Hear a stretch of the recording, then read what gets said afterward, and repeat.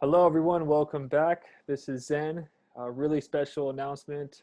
So AGIX is now live on KuCoin, Singularity Net.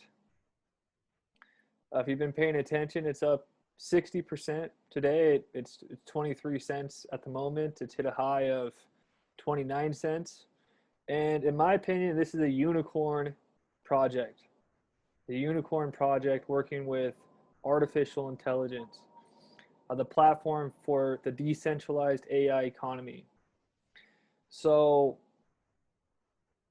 yeah, it's a global marketplace for artificial intelligence, and it lets anyone create, share, and monetize AI services at scale. The world's first decentralized AI network has arrived. It's a unicorn company. And mainly for today, if I'm going to make an investment, I want to make sure there's someone like a genius on the team. And I believe Ben is that genius. So I want to play you a video from Ben talking about some Zen teachings. I thought it was pretty cool. So he's going to share some Zen teachings, the way that he applies Zen in his life. And I hope you guys enjoy this video and subscribe to my channel if you're an AGI fan. There'll be some deeper dives into the technology itself in the future. All right, guys, peace.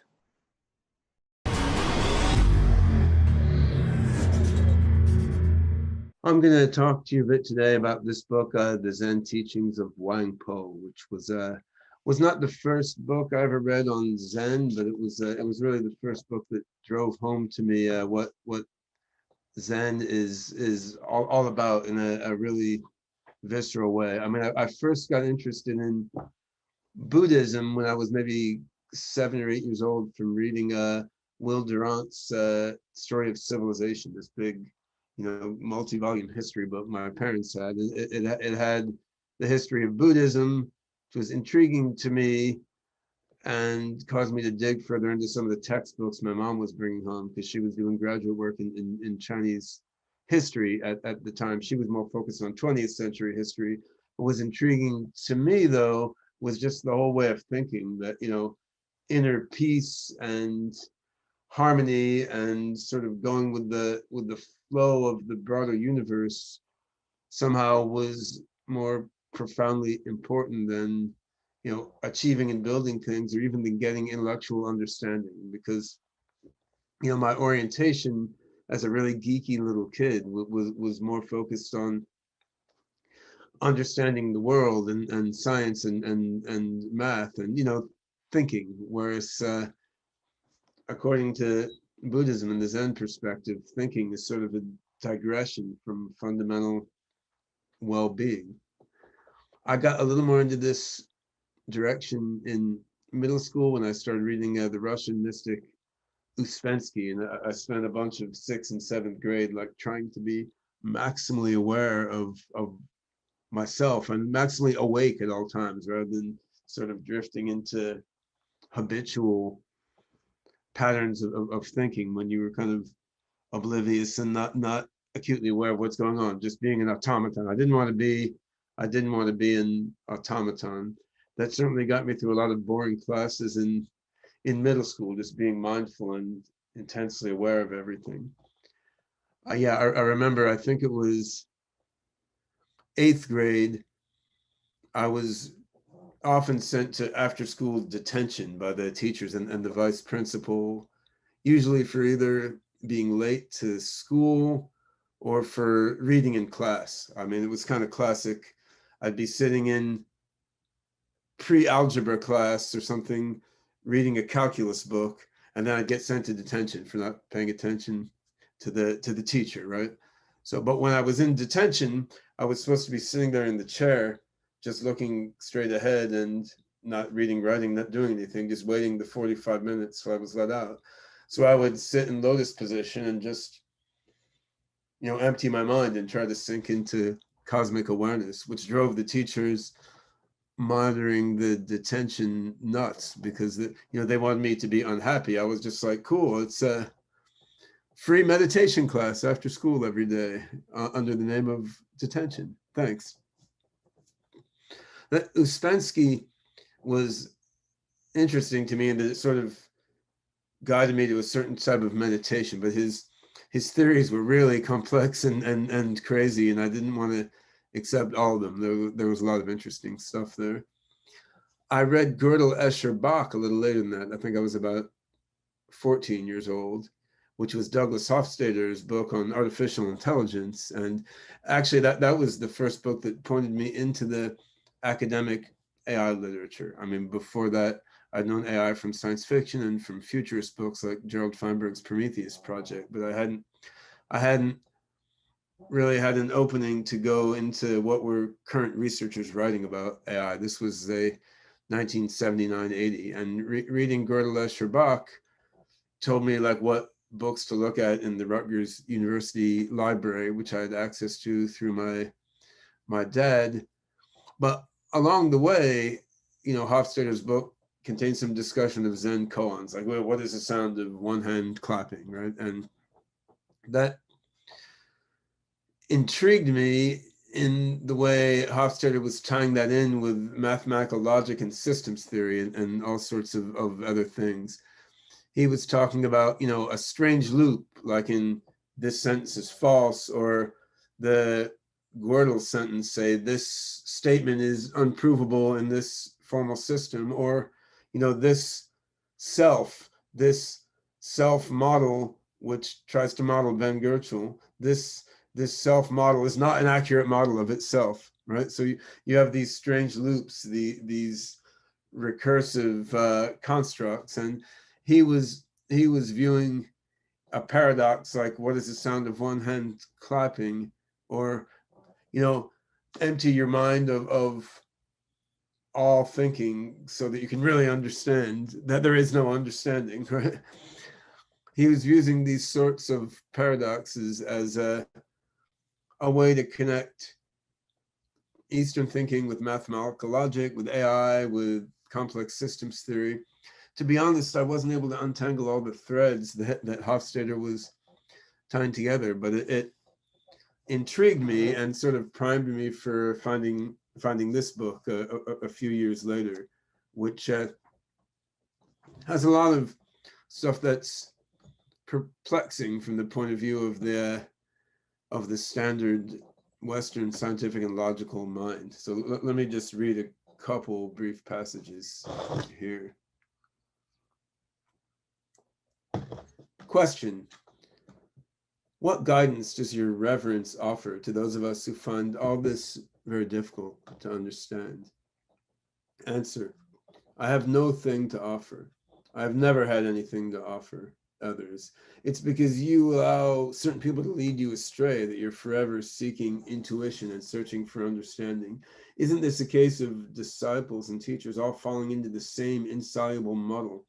All you need to remember are the following injunctions. First, learn how to be entirely unreceptive to sensations arising from external forms, thereby purging your bodies of receptivity to externals. Second, learn not to pay attention to any distinctions between this and that arising from your sensations, thereby purging your bodies of useless discernments between one phenomenon and another. Third, take great care to avoid discriminating in terms of pleasant and unpleasant sensations, thereby purging your bodies of vain discriminations. And fourth, avoid pondering things in your mind, thereby purging your bodies of discriminatory cognition. A single moment's dualistic thought is sufficient to drag you back to the 12-fold chain of causation. It's ignorance that turns the wheel of causation, thereby creating an endless chain of karmic causes and results. And this is the law that governs our whole lives up to the time of senility and death. So if you want to escape, the chain of causation, the chain of dependent origination that keeps you trapped in a suboptimal state of consciousness, stop all sensation, stop all thinking, stop all discrimination, and just bask in the pearly nothingness of the void. Another classic passage. Question: the sixth patriarch was illiterate. How is it that he was handed the robe that elevated him to that office? Elder Shen Xiu, some other rival candidate, occupied a position above 500 others and was able to expound 32 volumes of sutras. Why did he not receive the robe instead? So why did this illiterate guy get, promoted to a high level of Zen priesthood and not someone who had a lot of knowledge? Answer: because Elder Shen Chu still indulged in conceptual thought in the Dharma of activity. To him, as you practice, so shall you attain was a reality. So the fifth patriarch made the transmission to Hui Neng. At that very moment, when he received the transmission, he attained a tacit understanding and received in silence the profoundest thought of the Tathagata. That's why the Dharma was transmitted to him. So the guy who learned a lot from books, he didn't quite have it. The guy who got the sort of wordless, ineffable transmission of knowledge, he got the true understanding. You do not see that the fundamental doctrine of the Dharma is that there are no Dharmas, yet that this doctrine of no Dharma is in itself a Dharma. And now that the no Dharma doctrine has been transmitted, how can the doctrine of the Dharma be a Dharma? Whoever understands the meaning of this deserves to be called a monk, one skilled at Dharma practice. Now, if you look at the Chinese, a word-to-word translation will be a bit more like Dharma, original Dharma, not Dharma, not Dharma, Dharma, also Dharma. Now transmit, not Dharma, Dharma, not Dharma, Dharma, also Dharma. Dharma, Dharma, how can be Dharma? I think I screwed that up, but hey, you can look at the book. So, I read that and I felt, in a sense, I actually did understand it. I could parse out all the references and all the nested function calls and so forth. On the other hand, what it's telling you is that if you understand it, if you manage to parse through all that and figure out what it means, you're on the wrong track, because understanding is not what it's after anyway. It's something that's quite complex to understand. And once you parse it, it's telling you that understanding itself is leading you astray. So that's the Douglas Hofstadter strange loop, right? Which is intriguing and also a bit, baffling and perplexing. And if you'd explored psychedelics, which I had by the time I first encountered this book, you probably found yourself exploring a bunch of those strange loops in a very experiential sense. Like, oh my God, I don't exist. Well, but how can I be here thinking that I don't exist if I don't exist? Well, because this thinking doesn't exist. And then you keep going around and around and around and around. So what do I really make of this now? I mean, it's a fascinating and amazing body of practice and experience and culture. And I think that achieving a state of consciousness where you're not attached to sensations and cognitions and discriminations is that's a valuable and profound thing. So I mean, if you meditate a lot, you can get in a state of consciousness where the perceptions are there, but they just kind of drift past and you're not attached to them, and your thoughts are there and the thoughts are happening, but they also kind of drift past without you becoming attached to them or clinging to them or worrying if they're going to stay around or drift past. And sort of the same thing with emotions, right? And then I mean, you don't bother to ask yourself, is the thought really my thought or not? Am I really there or not? Was that sensation there a moment ago or not?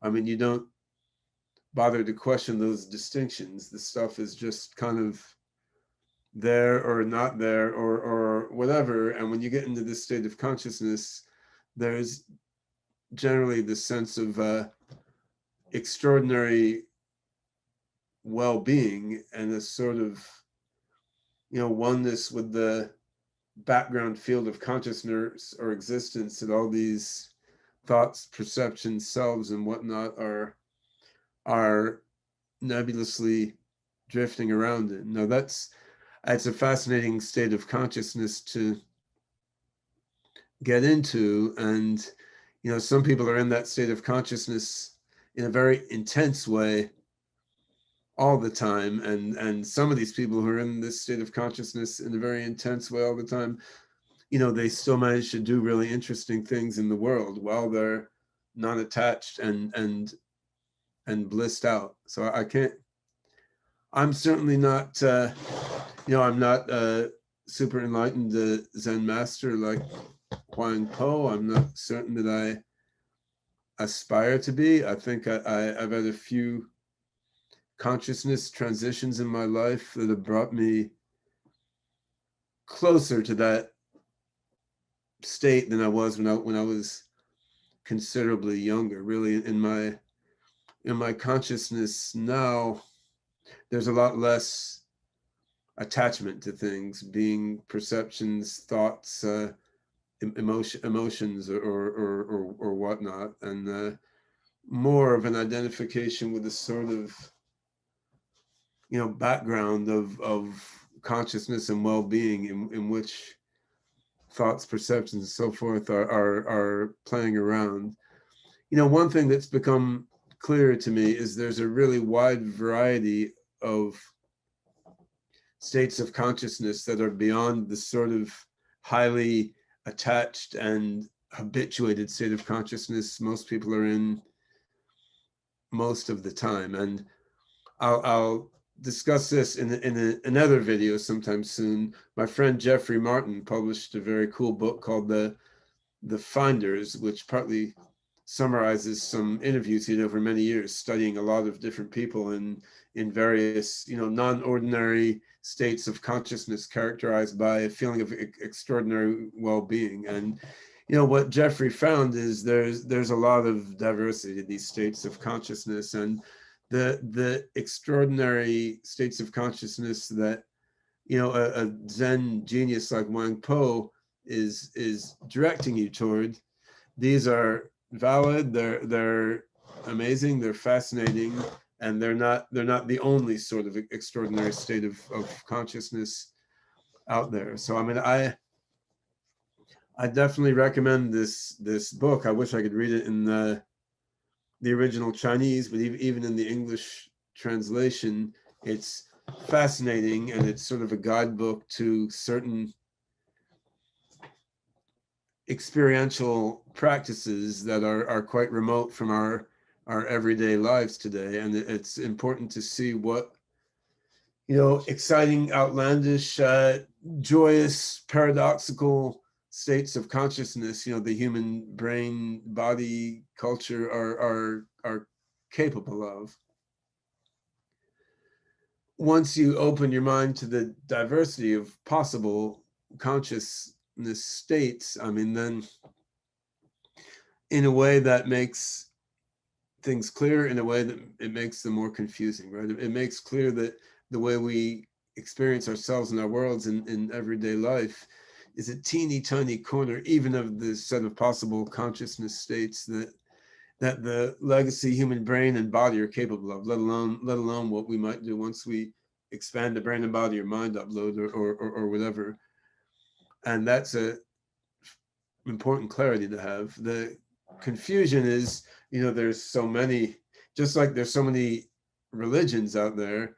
I mean, even when you get beyond superstitious aspect of religions, there's just validly so many different consciousness states beyond the one we're in normally in our everyday routine lives out there. And which one to advance yourself toward, if any, is a quite subtle, intriguing thing. How much more subtle and intriguing it will get once we can radically modify the human brain and body, and the scope of possibilities will be even more. So to tie this into artificial intelligence a bit, just very briefly, that the scope of different wisdom traditions and their descriptions of different, advanced states of consciousness, this should be considered part of the requirement spec for human level AGI. I mean, what we're after with human level AGI, it's not just, simulating the mind of a Walmart greeter or someone typing at the cash register while they're at work. It's not just simulating the mind of, say, a laboratory scientist when they're doing experiments and looking patterns in their data, or a Wall Street trader. I mean, we're human level AGI means really, making it an AI that's capable of the whole spectrum of intelligences that humanity is capable of, right? And when you look at, say, the multiple intelligences theory, where you have a variety of types of intelligence, like a mathematical intelligence, verbal intelligence, musical intelligence, aesthetic intelligence, emotional intelligence, and so forth. There's something called existential intelligence, which is included in that list, which has to do with sort of the profound spiritual relationship between your experience, yourself, the world around you. And this is part of the requirement spec for human level AGI. And you could, you could debate the qualia problem in various ways. You could say, well, a digital computer doesn't have any experience, but I don't think that's very compelling, because to me, if I'm in a more profound sort of enlightened-ish state of mind, everything appears to be everything is part of a field of experience. This cup is part of the field of experience, and a digital computer is part of the field of experience. And it's no more my place to say that, the universal field of consciousness is not manifested in a certain software program or computer device. That's no more mine to say than that the universal field of consciousness is not manifested in some other person that I'm talking to. I think the question really becomes, can you configure a piece of software controlling a piece of hardware so that that software can contact the same breadth of states of consciousness that people have, and more so, right? Because the breadth of conscious states that the human brain can resonate with, that is probably a small fraction of the breadth of conscious states that, transhuman AGIs or cyborgs could resonate with. In any case, I've gone quite far afield, as is my inclination, but I would recommend you to read and reflect on this little book, and see where it leads you, both intellectually and trans intellectually, in terms of exploring the universe beyond thought.